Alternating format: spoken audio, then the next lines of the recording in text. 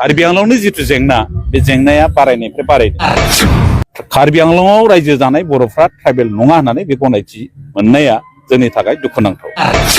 कार्बिआंलंनि जिथुनाखि जेंना बे जेंनाया बारायनिफ्राय बारायगासिनो दङ आरो जिथुनाखि कार्बिआंलंआव रायजो जाबाय थानाय बा संसार जाबाय थानाय बर'फोर बे बर'फ्रा ट्राइबेल नङा होननानै सेन्ट्रेल लेभेलाव माने बुंजानाया बे माने बिराद नेग्लेक्टआव दोनजानाय राव जादों आरोखि। दा बे सिगाङाव होनाय भिडिअ इन्ट्र'नि सिगां आं नोंथांमोननो प्रमद बर' अर्थात बिटिआरनि CM बिथाङा माखासे NDFBफोरनि केसनि सायाव खुगा बेखेवदों। दा मा मावगासिनो दङ NDFBफोरनि थाखाय आरो माब्रै जानानै दङ आरो मा खालामनो सानगासिनो दङ नैबे बाथ्राखौ गुवारै फोरमायदों। लोगोसे सनितपुर आरो बिश्वनाथआव हानि जेंनाखौ माने फोजोबनानै होबाय जाहैदों आरो जिथुनाखि हानि मोन्थाय बे मोन्थायखौ क्लियार खालामना होबायनो माने होनाय जाबाय आरोखि रायजो राजा पाब्लिकफोरनो। दा बेसेबांसिम सैथो नोंथांमोना जोंहा सनितपुर जिल्ला आरो बिश्वनाथ जिल्लानि रायजो राजाफ्रा निश्चय कमेन्ट सेक्सनाव फोरमायहरनो हागोन। आंथ' सानो आरो आंबो सासे सनितपुर ढेकियाजुलिनि सुबुं जानानै आं बेखौनो बुङो जोङो जेबो मोनाखै सनितपुरनि सुबुंफ्रा बा ढेकियाजुलिनि मानसिफ्रा सोर मोनदों सोर मोनाखै बेफोर गासिबो पन्सायत एरियायाव थाखानाय मानसिफ्रा मोनदों जानांगौ बा बै पन्सायतनि सुबुंफ्रा जाय मानसिफ्रा फरेस्ट एरियायाव गैया नै बेफोरो बा हादान लिस्टआव गोलैया नै बिथांमोना मोनदों जानांगौ। नाथाय जोंनि जिथुनाखि थाखानाय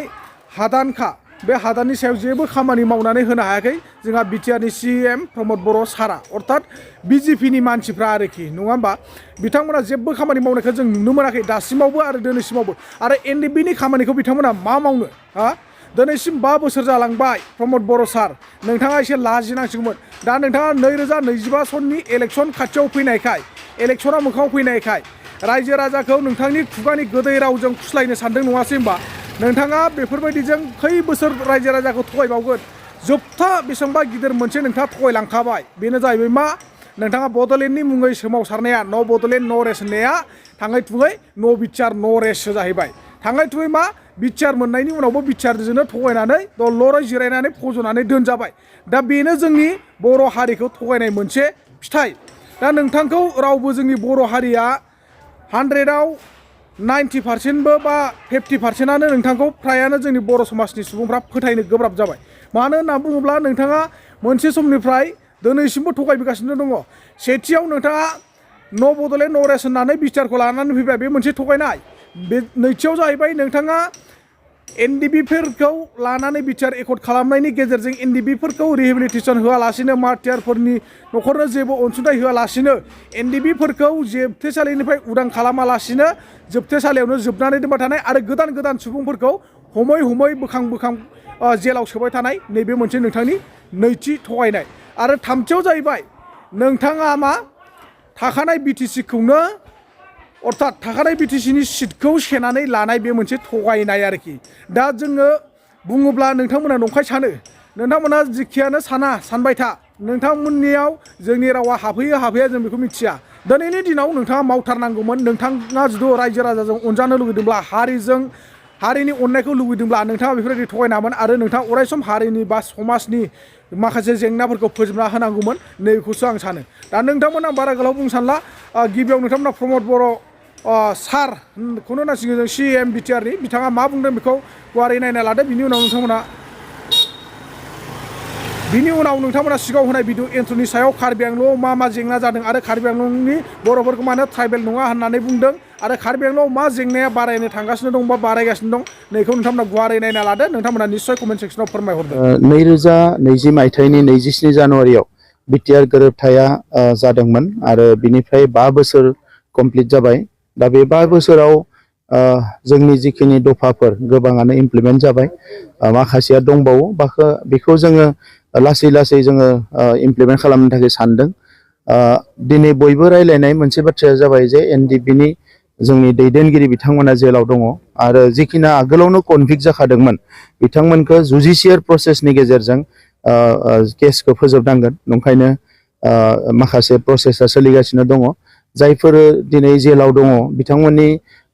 NIA आव केस दङ हाइनेस क्राइम होननानै मिथिदों। थेवबो बिनि नेचारा एसे जुदा। बे केसखिनिखौ लाबोफिननो थाखाय आसाम सरकारा भारत सरकारनियाव लिरहरदों जों बयबो नारसिननाय आरो सावरायनायजों। दा बे केसखिनिखौ रिटार्न फैनाय लोगो लोगोनो माखासे केसा जोबगोन आरो जायखिना कनभिक्टेड जाखाबाय बेखिनिखौबो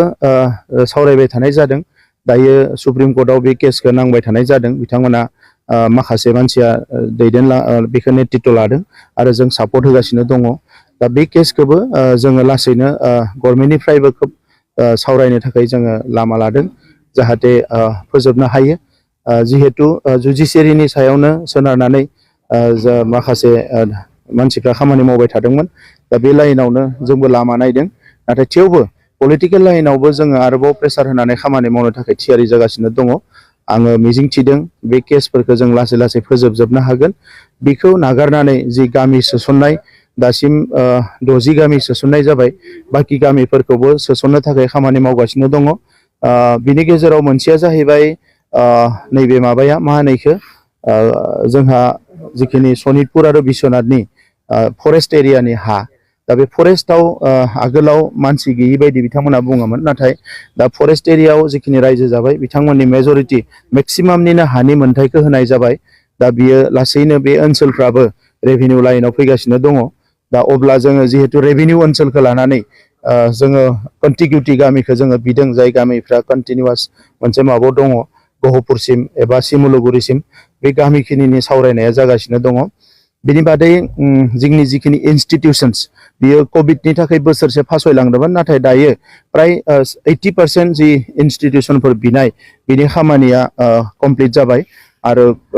जोंहा पर्बतजरायाव जि रेल कच फेक्टरिमोन बिनि खामानियाबो अलरेडि 300 करोड़ बिथांमोना थिग खालामबाय जे बेखौ खालामनो थाखाय जों हानि थाखाय एसे प्रपोज फरेस्ट लेन्ड माखासे दङमोन दा बे एरियाखौ जोङो थिग खालामनानै होबाय भारत सरकारनो दा नंखायनो पर्बतजरायाव जानो गोनां जि रेल कच फेक्टरि दा बेखौ वागन बानायनायनि थाखाय बिथांमोना थिग खालामगासिनो दङ दा बिनि अनगायै बे दफाफोरखौ जोङो मोनसेनि उनाव मोनसे इमप्लिमेन्ट खालामगासिनो दङ दा आं मिजिंथियो जे बिटिआर गोरोबथाया जिहेतु भारत सरकारा एबा भारतनि प्राइम मिनिस्टार बिथाङानो बावैसो बर' महोत्सवआव फैनानै बुंदों जे बे एकर्डआ सबसे बेस्ट एकर्ड जादों आरो सा सानजा भारताव जायफोर दिनै सोमावसारदों एबा बिग्रायखांदों बिथांमोनखौबो बुंदों सारा भारतावनो जे बिटिआर मडेलखौ बयबो लानांगो दा बे बिटिआर मडेलखौनो जोङो एफेक्टिभ खालामनो थाखाय दिनै आरोबाव गभर्नेन्स सिस्टेमखौ थिक खालामनो थाखाय फाइनान्सियेल बिथिंनिफ्राय गुबुन गुबुन बिथिंनिफ्राय जोङो भारत संबिजितनि 122थि जि मोनसे कन्स्टिटिउसन एमेन्डमेन्ट बेखौ जोङो नेगासिनो दङ आरो बेनि थाखाय भारतनि होम मिनिस्टार अमित शाह बिथाङा बे खामानिखौ मावगासिनो दङ दा बे हिसाबै आं सानदों जे थाबैनो बे 125th एमेन्डमेन्टआ नेक्स्ट पार्लियामेन्टआव फैनाय लोगो लोगोनो बियो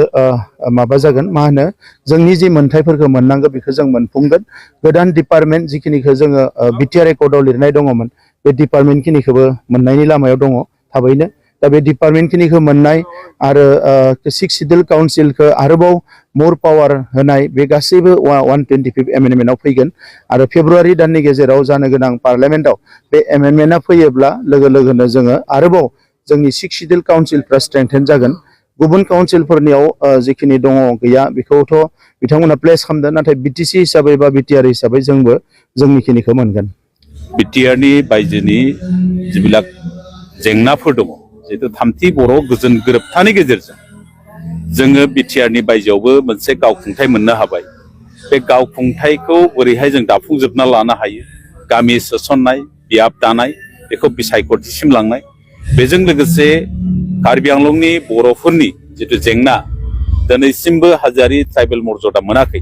मोननै सुक्तियाव जायगा मोनबाय बियो मोननै सुक्तियाव जायगा मोनबाबो दिनै जाफुङाखै जाफुङिनिखौ बोरैहाय खालामनानै जों मावफुंनो हागोन जिहेतु सागानगिरि आफाद हिसाबै दुलाराय बर' फरायसा आफाद दं NDFB मोनब्रै फेक्सन दङ खौसेथि बर' सुबुं आफाद दं जों जुथायै सोरखारखौ नारसिननानै बोरै मावफुंजोबनो हायो बेनि सायाव माखासे सरसा जागोन मानोना कार्बि आंलंनि जिथु जेंना बे जेंनाया बारायनायनिफ्राय बारायदों जेंनाया फोजोबनायाव फैयाखै मानो होनना बुङोबा सिगाङाव स्टेट लेभेलाव कार्बि आंलंनि बर'फ्रा ट्राइबेल नङामोन दा सेन्ट्रेल लेभेलावबो जों हमनो हाबाय जे दाख्लै एम्सआव सासे स्टुडेन्टआ एडमिसन मोननायनि उनाव बे एडमिसना केन्सेल जादों मानोना नेसनेल लेभेलावबो कार्बि आंलंआव रायजो जानाय बर'फ्रा ट्राइबेल नङा होननानै बे गनायथि मोननाया जोंनि थाखाय दुखुनांथाव बेफोर बाथ्राफोरखौ जों सरसायाव लाबोगोन आरो हा हुनि जेंना 2006नि फरेस्ट राइटिंनि सायाव आरो बेजों लोगोसे बिटिआरनि बायजोआव ट्राइबेल बेल्ट एन्ड ब्लकनि बायजोआव रायजो जानाय जेब्ला ट्राइबेलफोर दङ बे ट्राइबेलफोरनि हा हुनि मोनथाय सरकारा मोनसे आयेन बानायनो नागिरदों जे माइक्र' लेभेलाव ट्राइबेल बेल्ट एन्ड ब्लक बानायनो नागिरदों बे लेभेलाव जों खौसेथि बर' सुबुं आफाद हिसाबै बेसेबांसिम सरकारखौ नारसिननानै बेखौ मावफुंजोबनो हायो मानोना खना खनला रायजो जानाय जोंनि बर'फ्रा खोब गाज्रि अबस्थायाव दं दिनै गाज्रि अबस्थायाव थानायखाय बिसोरनि हा हुआ बोरै रैखाथि मोनो बेनि सायाव जों सिन्था सरसा खालामनानै बे डेलिगेटसआव रायलायगोन आरो गाहायै जिथु सोलोंथाइनि जिथु बर' मिडियामनि अबस्था बिटिआरनि बायजोआव बे खोब गाज्रि दिनै थासारिया गोबां जिल्लायाव बर' मिडियामा थैना थांबाय नगाव जिल्लाफ्राव दिनै गैला तिनसुकिया बर' मिडियाम गैया डिब्रुगड़फ्राव बर' मिडियाम गैया दा गुबुन गुबुन जिल्लाफ्राव दंब्लाबो मिरु जिरुयै दङ थाखानाय बर' मिडियामखौ फोथांना लाखिनायजों लोगोसे गोदानै जिबिलाक भेन्सार स्कुलफोर दङ बेफोरखौ बोरैहाय सोरखारिकरण खालामनो हायो मानोना थामथि बर' गोजोन गोरोबथानि गेजेरजों बिटिआर सुक्तिनि गेजेरजों 6.3 दासिमबो इमप्लिमेन्ट खालामनो हायाखै बेखौ बोरैहाय इमप्लिमेन्ट खालामनो सरकारखौ मा पलिसिजों नारसिननांगोन जयै बेनि सायाव जों सावरायनाया जायगा मोनगोन बेजों लोगोसे बिटिआरनि सिमा बारायनानै आद्रा थानाय जिबिलाक बर'फोर दङ जेरैहाय सनितपुर बिश्वनाथनि बर'फोरखौ बोरैहाय काउन्सिल आद्रा थानाय बिटिआरआव हाबि गामिफोरखौ बोरैहाय जोंनि काउन्सिलाव सोगोन हागोन बिनि सायाव सरसा जागोन आरो बेजों लोगोसे नैबे गामि दाफुंनायाव माखासे काउन्सिलफ्रा जोंखौ एसे हेंथा होनाय बायदि जादों जों दाफुंजोबनो हायाखै जों रावखौबो गारनानै बे काउन्सिलखौ आबुङै दाफुंनो नागिराखै राभा हासंनि बर'फोरखौ जों बोरैहाय रायलायनायनि गेजेरजों जोंनि काउन्सिलनि सिङाव लाबोनो हायो बिनि सायाव सरसा जागोन आरो बेजों लोगोसे टिवा अट'नमास काउन्सिलाव एसे जोंना माखासे जेंनाफोर नुजादों बेफोर जेंनाफोरखौ बोरै फोजोबस्रांनो हायो दिनैनि सावरायनायनि गेजेरजों बेखौ जों माखासे सिद्धान्त लागोन खौसेथि बर'